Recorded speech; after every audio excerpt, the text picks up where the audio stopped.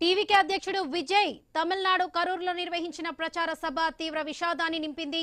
Road షోలో జరిగిన తొక్కిసలాటలో దాదాపుగా 39 మందికి పైగా మృతి చెందారు. ఈ ఘటనకు అంచనాల కంటే భారీ సంఖ్యలో అభిమానులు హాజరు కావడం సహా పలు అంశాలు కారణాలుగా భావిస్తున్నారు.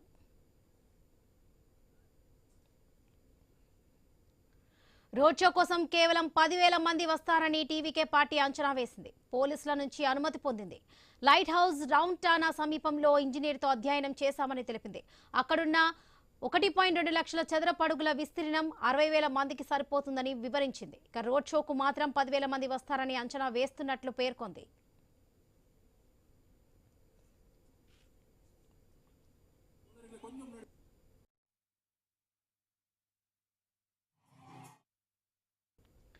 షెడ్యూల్ ప్రకారం శనివారం మధ్యాహ్నం సమయంలోనే విజయ్ అక్కడకు రావాల్సి ఉంది. కానీ 6 గంటల ఆలస్యంగా కరూరుకు చేరుకున్నారు.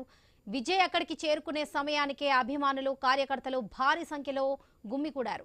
రద్దీతో పాటు ఉక్కుపోత కారణంగా అనేక మంది స్పృహ తప్పిపోయినట్లు తెలుస్తుంది. పరిస్థితి గమనించిన విజయ్ వారికి తన వాహనంలో ఉన్న నీళ్ల బాటిల్ను అందించే ప్రయత్నం కూడా చేశారు.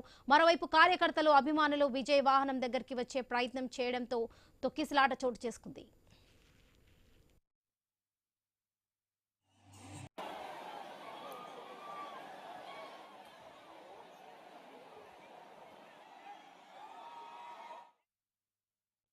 ఇదే విషయానికి సంబంధించి పూర్తి అప్డేట్స్ మా ప్రతినిధి వర్మ అందిస్తారు. వర్మ, విజయ్ నిర్వహించిన ప్రచార సభలో జరిగిన తొక్కిసలాటలో దాదాపుగా ఇప్పటి వరకు కూడా 39 మంది మృతి చెందారు. ఇంకా 50 మంది హాస్పిటల్లో చికిత్స పొందినట్లుగా తెలుస్తుంది. దీనికి సంబంధించిన అప్డేట్స్ ఏంటి?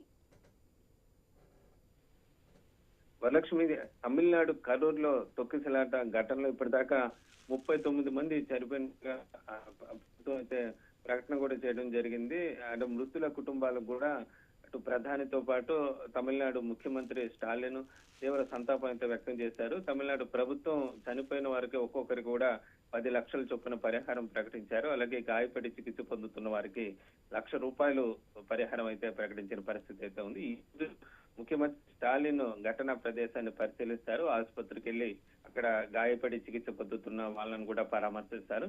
ఇక కాసేపటి క్రితమే విజయ్ కూడా దీని మీద ప్రకటన కూడా చేశారు. ఏదైతే ఈ ఘటన జరిగిందో తన గుండె బద్దలైపోయిందని, ఇది భరించలేని, మాటల్లో చెప్పలేని బాధ, దుఃఖంలో ఉన్నానంటూ కూడా ఆయన ఒక సోషల్ మీడియా ద్వారా ట్వీట్ చేశారు. ఈ మరణించిన వారందరికీ కూడా సంతాపం తెలియజేస్తున్నట్టుగా కూడా ఆయన ఒక ప్రకటన అయితే విడుదల చేశారు. వాళ్ళందరూ కూడా గాయపడ్డ వారు త్వరగా కోలుకోవాలని దేవుణ్ణి ప్రార్థిస్తున్నానంటూ కూడా ఆయన ట్వీట్ చేయడం జరిగింది. ఇక ప్రస్తుతం దీనిపైన ప్రభుత్వం కూడా, తమిళనాడు ప్రభుత్వం కూడా ఉన్నత స్థాయి విచారణకు కూడా ఈ ఘటన పైన ఆదేశాలు జారీ చేసిన పరిస్థితి అయితే ఉంది.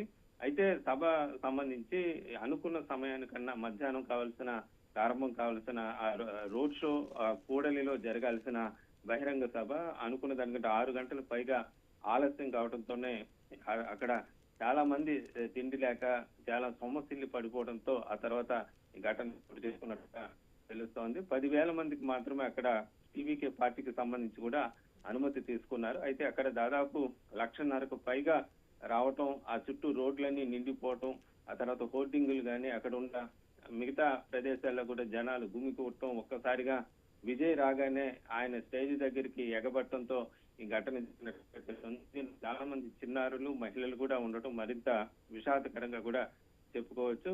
దీనిపైన రిటైర్డ్ జడ్జి అరుణ జగదీశన్ నేతృత్వంలో ప్రభుత్వం కమిటీని ఏర్పాటు చేసింది. ఆ కమిటీ ఆధారంగా ఈ ఘటనపైన చర్యలు తీసుకుంటామని తమిళనాడు ప్రభుత్వం చెప్పడం జరిగింది. అలాగే దీనికి బాధ్యుడిగా కూడా కరూరు జిల్లా టీవీకే పార్టీ ప్రధాన కార్యదర్శి కూడా పోలీసులు కేసు నమోదు చేసిన పరిస్థితి అయితే ఉంది. ఈ ఘటనకు సంబంధించి ప్రస్తుతం అయితే సహాయ చర్యలు కొనసాగుతున్నాయి. అలాగే ఏదైతే ఆసుపత్రిలో చికిత్స పొందుతున్నారో 50 మందికి పైగా వాళ్ళకి సంబంధించి కూడా ట్రీట్మెంట్ కొనసాగుతోంది. ఇందులో 11 మంది అత్యవసర వార్డులో కూడా చికిత్స పొందుతున్నట్టు కూడా ప్రభుత్వం చెప్తున్న పరిస్థితి అయితే ఘటన పైన అన్ని పార్టీలు దేశంలో విచారం అయితే వ్యక్తం చేస్తాయి. దీనిపైన ఏదైతే కమిటీ రిపోర్ట్ ఆధారంగా కూడా పూర్తి స్థాయిలో చర్యలు తీసుకుంటామని తమిళనాడు ప్రభుత్వం అయితే స్పష్టం చేసిన పరిస్థితి అయితే ఉంది. Right Varma, thank you.